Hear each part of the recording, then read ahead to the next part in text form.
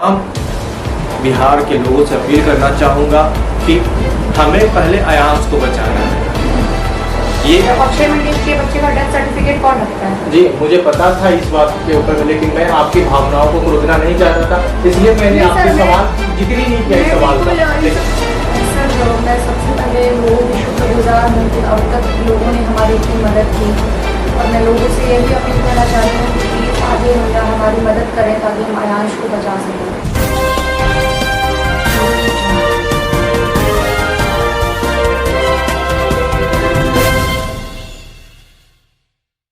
नमस्कार, आप देख रहे हैं युवा हित। जैसा कि आप सभी को पता है कि युवा हित लगातार मुहिम चला रही है। जब से मनीष कश्यप जी और या तमाम मीडिया प्लेटफॉर्म्स पे जब ये न्यूज आई थी अयांश जी को बचाने के लिए, अयांश बाबू को बचाने के लिए, तो बिहार का हर युवा अपने कर्म पथ पे निकल गया था अयांश बाबू को बचाने के लिए। लेकिन पिछले 2-3 दिनों से लगातार अयांश बाबू के जो फंडिंग थी उसमें कहीं ना कहीं कमी आई है, और लगातार कुछ ऐसे मानसिकता के लोग हैं जो निगेटिव न्यूज को बढ़ा रहे हैं। आज अयांश बाबू के माता जी हमारे साथ में जुड़ रही हैं, जानते हैं सच्चाई क्या है। मैम, इतनी गंभीर बीमारी के बावजूद भी जिस प्रकार से लोग अफवाह फैला रहे हैं, क्या आप उनको क्या मैसेज देना चाहते हैं?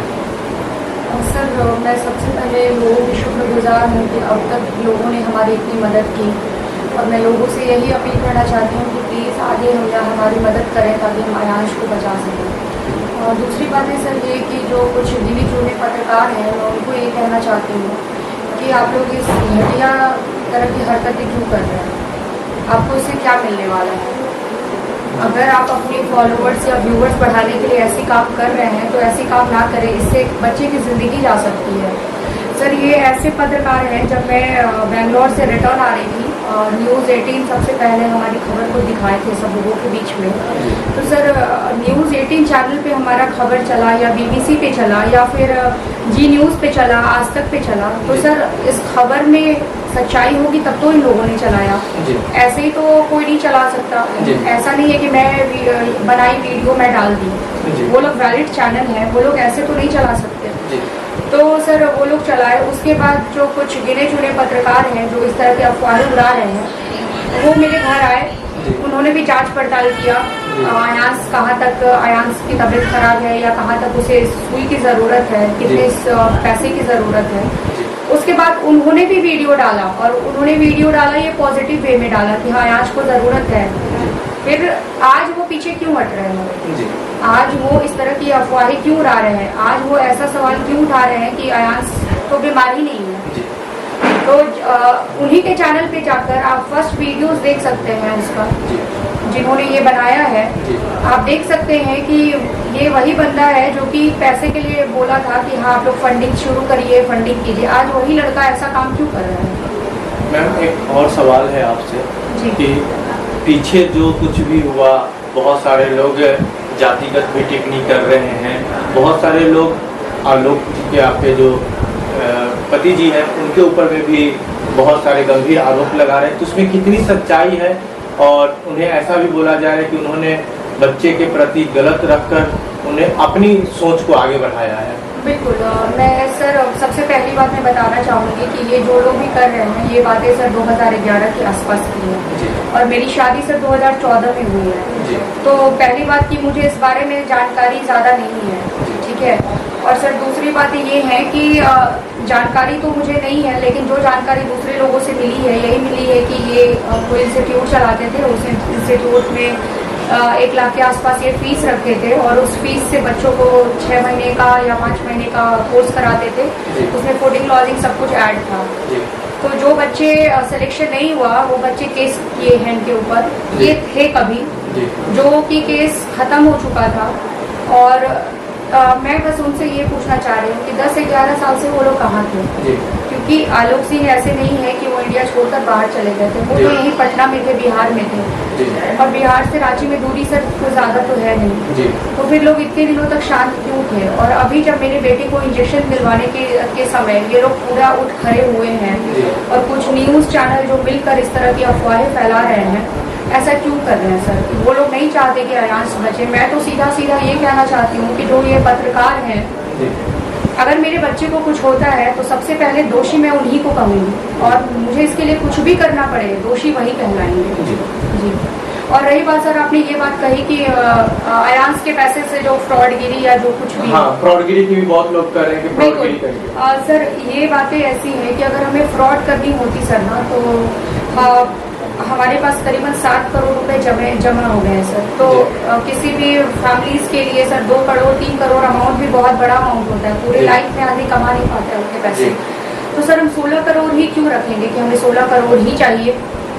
हमारे पास तो 7 करोड़ के आसपास आ ही चुका था, तो हम चाहते तो अभी भी भाग जाते, जैसा सब लोग कह रहे हैं। सब लोग नहीं, वो पत्रकार के कहने पर कुछ लोग कह रहे हैं।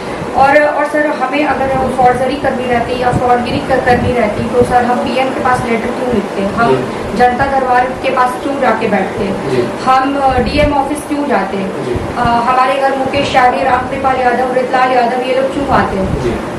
सर अगर हम फ्रॉड करेंगे तो ये लोग तो अच्छे आदमी है ना सर, ये हम लोग हमारे घर क्यों आएंगे या हम उनके पास क्यों जाएंगे? डीएम ऑफिस में तो बहुत सारे पुलिस होते हैं, मतलब जो भी है एसपी डीएसपी सब लोग होते हैं। तो सर हमें तो डर रहता ना अगर हम फ्रॉड कर रहे होते तो कि लोग पकड़ लेंगे या कुछ भी। जी। और एक मेरा छोटा सा सवाल है जी, बीमारी के ऊपर में जातिवाद हावी हो रही है। अयांश बाबू की बीमारी के ऊपर में कहीं ना कहीं कुछ तथाकथित जो जातिवादी है, जातिवादी मानसिकता की, वो लोग जातिवाद का माहौल बना रहे हैं। तो क्या आप मैसेज देना चाहते हैं उन तथाकथित जातिवादियों को? सर जातिवाद तो सर इसमें मतलब मेरी समझ से तो बाहर है सर। जातिवाद इसमें करना कहाँ तक सही है? इसमें पॉलिटिक्स बाजी करना कहाँ तक सही है? ये तो सिर्फ और सिर्फ एक ट्रीटमेंट की बात है, एक स्वास्थ्य की बात है।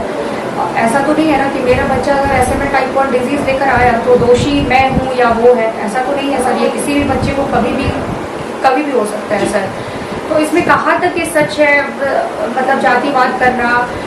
सर मैं आपको क्या बोलूँ, मेरे पहले वाले बच्चे के बारे में सब कुछ पूछा जा रहा है कि उसका डेथ सर्टिफिकेट दिखाइए, ये दिखाइए, वो दिखाइए, तो मैं क्या करूँ? आप ये बताइए। आप भी एक पत्रकार हैं, आपको अच्छा लगेगा कि मैं आपको दिखाऊं कि ये मेरे बच्चे का डेथ सर्टिफिकेट है? और 6 महीने के बच्चे का डेथ सर्टिफिकेट कौन रखता है? जी, मुझे पता था इस बात के ऊपर, लेकिन मैं आपकी भावनाओं को क्रोधना नहीं चाहता था, इसलिए मैंने आपके सवाल जिक्र ही नहीं किया इस सवाल का। लेकिन आपने अपने बिल्कुल टॉर्चर हो चुकी हूँ सर। आप ये जो रिपोर्ट से देख रहे हैं वो सर्टिफिकेट है, बर्थ सर्टिफिकेट, वो मेरे पहले बच्चे का है। आप ये सोचिए, एक तरफ हम चाह रहे हैं कि मेरे इस बच्चे को बचाया जाए, दूसरी तरफ हम उसका बर्थ सर्टिफिकेट, जो बच्चा मेरा नहीं है उसका मुझे बर्थ सर्टिफिकेट लेकर बैठना पड़ रहा है।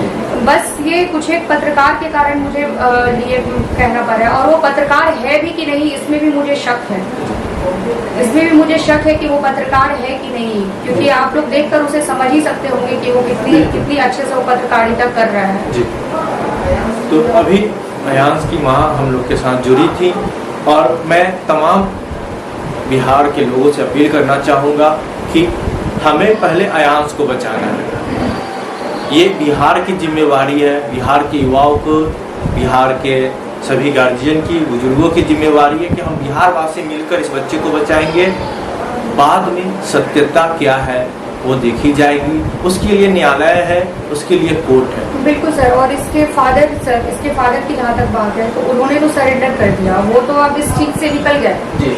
इस चीज से अब वो निकल गए हैं। अब उनका बच्चा बचता है तो वो आप लोग के कारण बचेगा, और अगर नहीं बचता है तो वो महज कुछ पत्रकार के कारण नहीं बचेगा। मैं ये आज बार बार कह रही हूँ कि अगर मेरा बच्चा नहीं बचता है तो वो महज कुछ पत्रकार है उनके कारण नहीं बचेगा। इसलिए आप लोग से हाथ जोड़कर विनती है, जो लोग अब तक हमें सहयोग किए हैं और जो लोग करना चाहते हैं, प्लीज अयांश को बचाएं, उनके बातों पर ना जाएं।